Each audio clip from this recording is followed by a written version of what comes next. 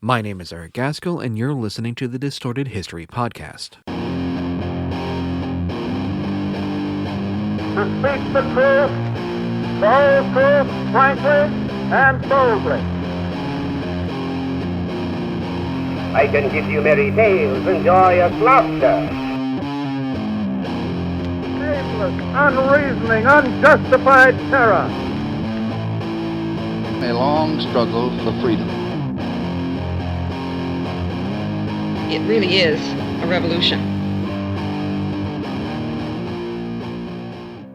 The story of Alvin Clarence Thomas, who would become better known as Titanic Thompson, is the story about a type of person who doesn't really exist anymore.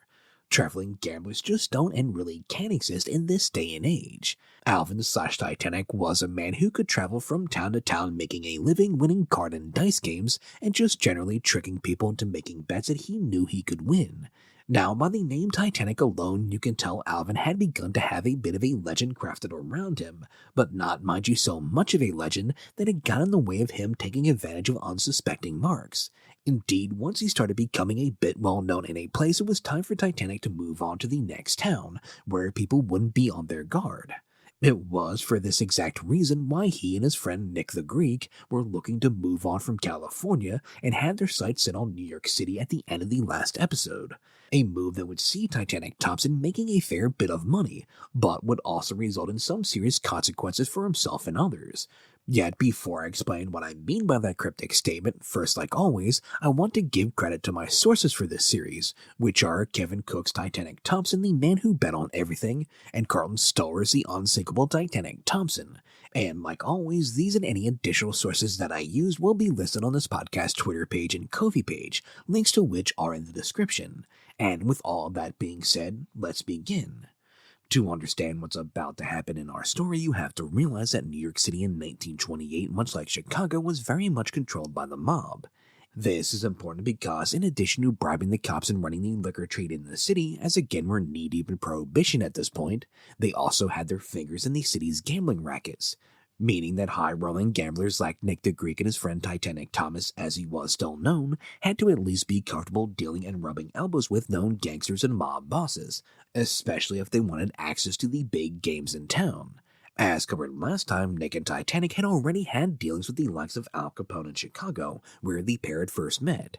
So, as Nick headed east to New York to see what kind of prospects that city held, his first stop was at a little restaurant named Lindy's, where another famous underworld figure, Arnold Rothstein, was known to have his own personal table.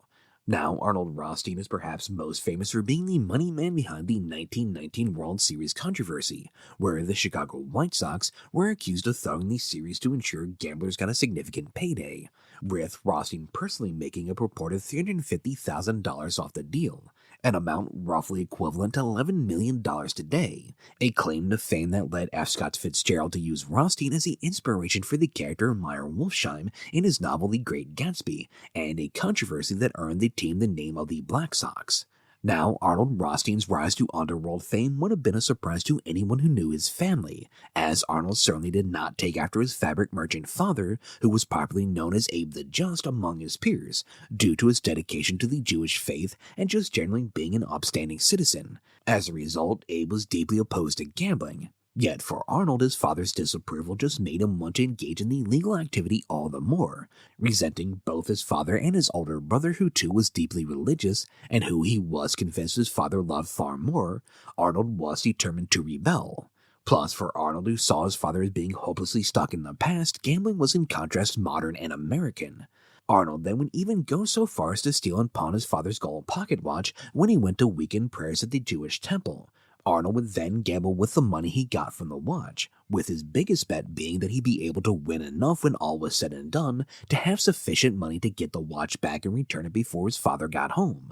Young Arnold Rothstein would then drop out of school at age 16 and become a traveling cigar salesman, where, like Titanic, he too found opportunities to gamble in every town he visited.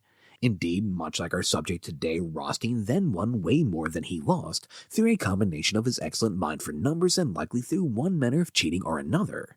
Unlike Titanic, though, Rothstein looked to build his wealth, and not just spend or bet it as quickly as he could. Rothstein then built himself a fortune by loaning money to desperate gamblers. Then, once he had enough money, he started operating his own gambling halls, making money through these operations. Now, by the time Nick the Greek arrived in New York City looking to get on the high-rolling gambling action, Rothstein had already begun turning organized crime into a business.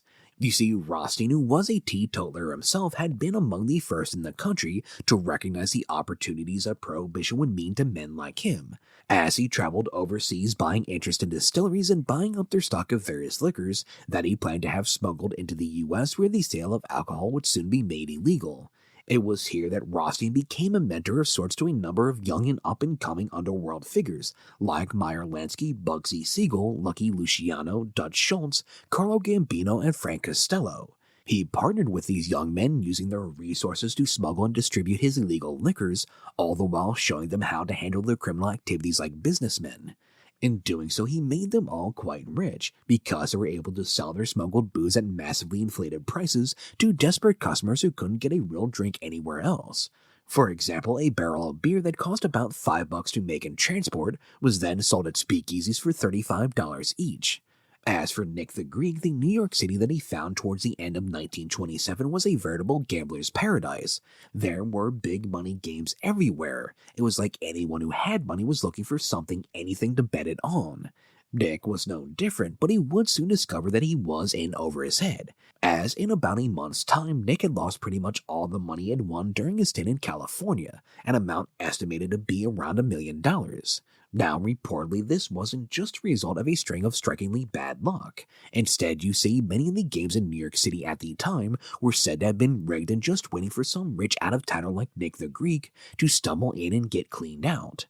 As for Titanic Thomas, while Nick was getting cleaned out, he was driving cross-country from California, pausing along to wait to gamble here and there.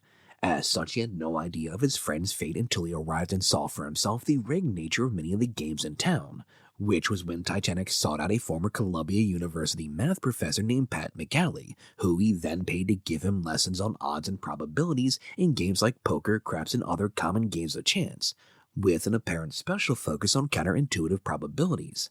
Titanic, you see, was looking for an edge. He wanted things he could use to make side bets on during larger games, the types of bets based on probability that he could win even if his opponent was rigging the larger game. It was then supposedly using these techniques that Titanic began finding success in New York, as he seemingly made his living off of these side bets. He didn't care then if he lost a hand or two in a rigged poker game, as long as he was luring his opponent into side bets, wagers that, due to his knowledge of the odds, he was sure to win. Indeed, after a couple weeks in the city, Titanic reportedly won some $200,000, a pair of cards at a Milwaukee nightclub called the Golden Pheasant. During this time, he also began to cozy up to Arnold Rothstein. Now, whether this was because he just needed access to the city's games and Rothstein was the gatekeeper to the big leagues, or because he saw in the other man a fellow gambler who would bet on anything, I can't say. But the two reportedly did have a habit of betting on just about anything from birthdays to license plates. In one instance, for example, Titanic, having learned the trick of probability known commonly as the birthday paradox, he bet Rothstein that if they asked 30 strangers for their birthdays, 2 would have the same. Willing to bet on anything, like I said, Rothstein and Titanic then headed over to Times Square, where they stopped 30 random strangers and took note of their birthdays, and by the 26th person they questioned, they had 2 matching dates. As for license plates, well, as the two were walking through the city, they liked to bet on things like where the next license plate would be from and or how many of a certain number it contained.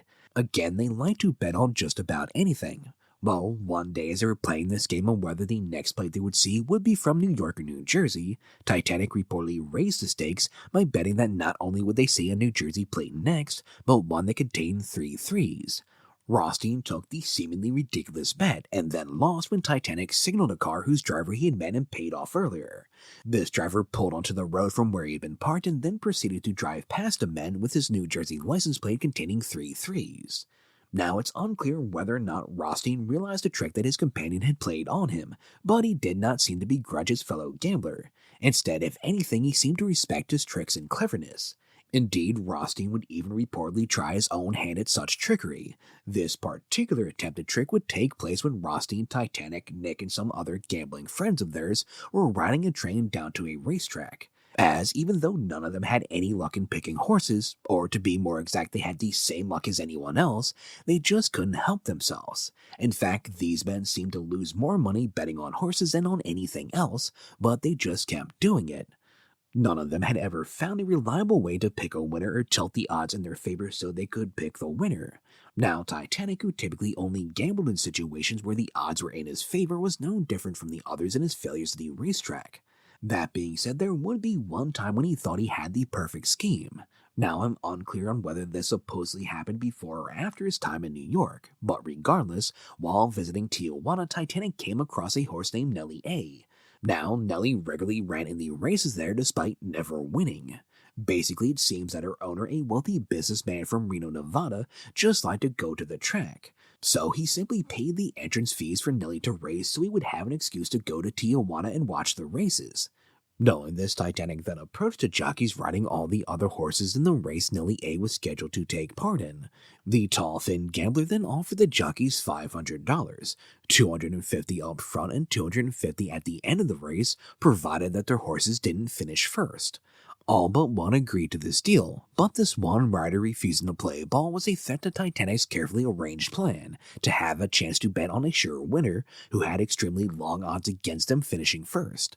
So after giving the rider a night to think over his offer, when the jockey remained steadfast in his refusal, Titanic then informed him that he had hired a sharpshooter, whose job he claimed was to make sure everything went off as planned, essentially telling the jockey that if any rider other than the man riding his chosen winner attempted to cross the finish line first, they would be struck down by a sniper's bullet long before they ever got close. Not willing to stake his life on the outcome of a single race, then the jockey accepted his $250 down payment. With everything now in place, Titanic then began making large bets on Nellie at bookmakers in various cities from San Francisco to Little Rock. He bet several $1,000s at each one that altogether meant that with 8-to-1 odds against Nellie winning, Titanic looked to make $1.2 million on the outcome of a single race. As the race got underway, then everything seemed to be going as planned, or at least according to Titanic's plan, as everyone else watching had to be shocked when the consistent loser Nellie A started easily outpacing the horses who had been considered strong favorites going in. Indeed, Nellie was said to have been a good 2 lengths ahead going into the back stretch, and her lead only grew from there as the finish line grew ever closer. According to Titanic himself, despite his usually much more reserved demeanor, he could not help but shout excitedly as he saw his $1.2 million bet coming into the final straight. Yet, just as Nellie A looked about to win her first race ever, and doing so by an impossibly large margin, the horse suddenly toppled to the ground just 100 yards shy of victory with her leg broken. It was a terrible outcome that resulted in Titanic being out some $150,000, the crowd at the track being confused, as the rest of the riders almost seemed reluctant to finish the race, and poor Nellie being put down. That would be the closest Titanic Thompson ever came to winning big betting on the horses, but it did not stop him from joining Rothstein and the others from regularly making the trip by rail out to the racetrack. During these journeys, these men, even though they were making the trip to go gamble, could not seemingly help themselves and would make any number of side bets on things like how many white horses they would see on their train ride to the track. On one particular morning, Titanic could not help but note that Rothstein had bet they would see a suspiciously high number of white horses. So, figuring that something was up, Titanic responded by betting that they would see even more white horses than Rothstein's already ludicrously high bet, with at least one version of the story being that he cheekily bet a single number higher than Rothstein had. You see, Rothstein had been looking to play his own trick similar to the one Titanic had played with the license plates, in that he had hired out a herd of white horses to be placed in one of the fields their train would pass by, which was why he had felt so comfortable betting they would see such a high number. Titanic, though, being the consummate trickster himself, had sniffed out the ploy as soon as the bet was made, essentially betting that they would see one white horse in addition to the ones Rothstein had hired out, which, according to one version of this story, was an especially safe bet, seeing as how Titanic had been looking to pull the exact same trick himself that day. Now, to be clear, these bets were never for any huge stakes, but for whatever reason, Titanic Thomas was apparently determined to take a significant chunk of change off of Rothstein.